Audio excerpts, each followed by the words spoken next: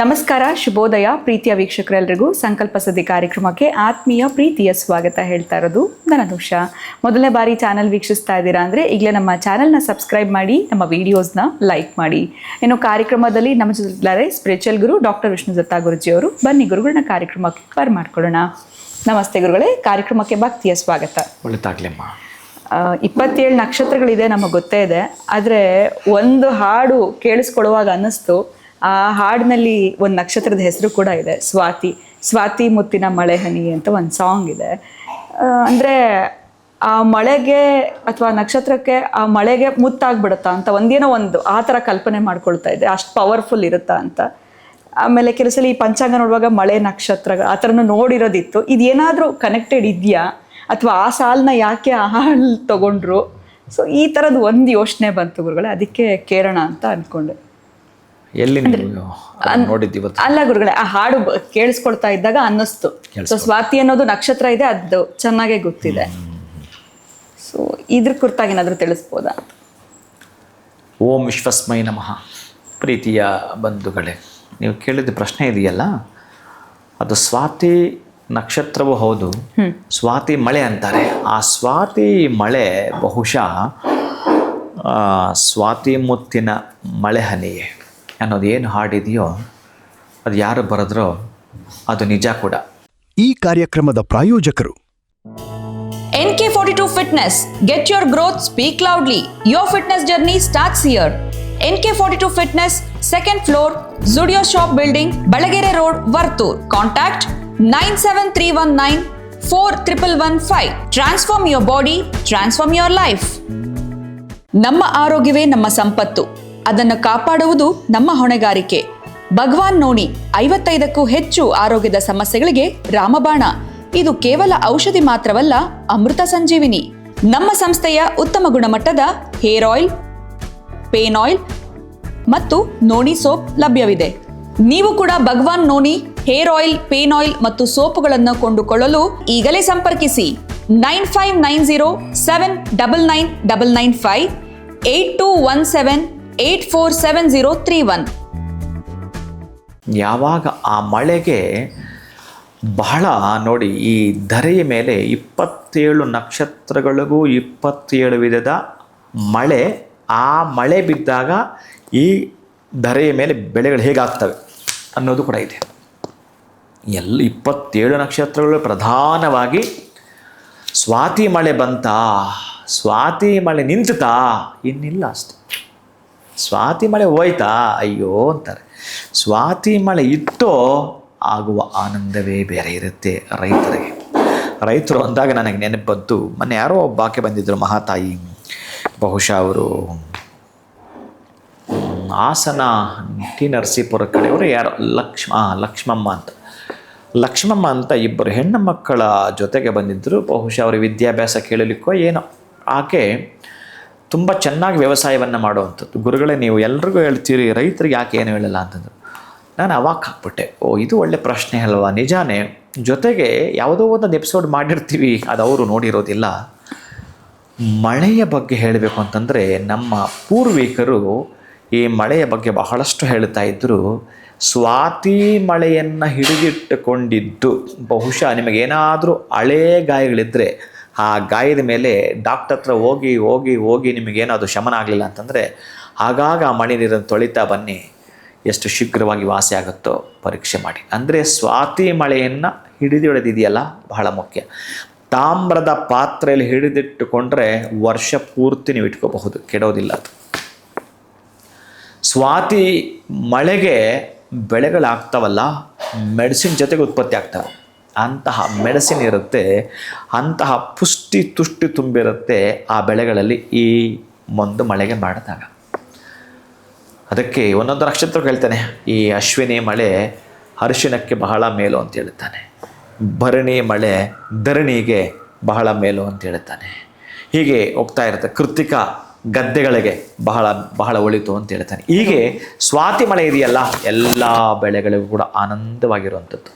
ಈ ಸ್ವಾತಿ ಮಳೆಯ ನೀರನ್ನು ನೀವೇನಾದರೂ ಸಂಗ್ರಹ ಮಾಡಿ ಇಟ್ಕೊಂಡಿದ್ರೆ, ಎಲ್ಲ ಪ್ರೀತಿಯ ರೈತ ಬಂಧುಗಳಿಗಾಗಿಯೇ ಈ ಒಂದು ತಾಯಿ ನೀವೇನು ನೆನಪು ಮಾಡಿದ್ರೋ ಸ್ವಾತಿ ಮಳೆ ಅನ್ನೋದ್ರ ಜೊತೆಗೆ ಆ ಲಕ್ಷ್ಮಮ್ಮ ನನಗೆ ಜ್ಞಾಪಕ ಬಂದುಬಿಡ್ತು. ಬಹುಶಃ ಈ ಸ್ವಾತಿ ಮಳೆಯನ್ನು ಈ ವರ್ಷ, ಇನ್ನು ನೆಕ್ಸ್ಟ್ ಬರೋ ವರ್ಷ ತನಕ ನೀವೇನಾದರೂ ಈ ನೀರನ್ನು ಕಾಪಾಡಿಕೊಳ್ತೀನಿ, ತಾಮ್ರದ ಪಾತ್ರೆಯಲ್ಲಿ ಹಾಕಿ ಹಿಡಿದಿರ್ತೀನಿ ಅಂತಂದರೆ, ಬಹುಶಃ ತತ್ಪೂರ್ವ ಹಿಂದೆ ಹಾಲು ಕಾಯಿಸಿ ಎಪ್ಪಾಕಬೇಕಾದ್ರೆ ಈ ಮಳೆಯನ್ನು ಬಳಸ್ತಾ ಇದ್ದಾರ್ರಿ.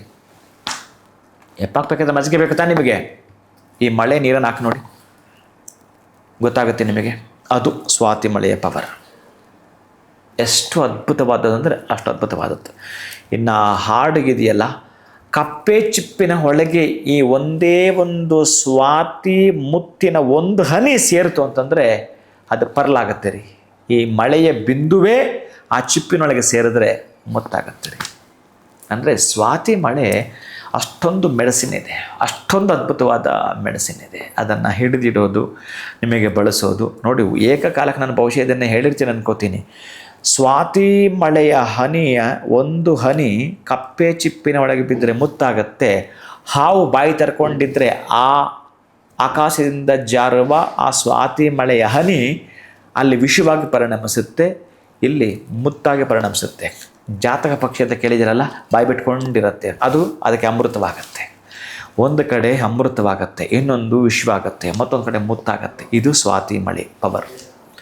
ಇನ್ನೂ ಬಹಳ ಇದೆ.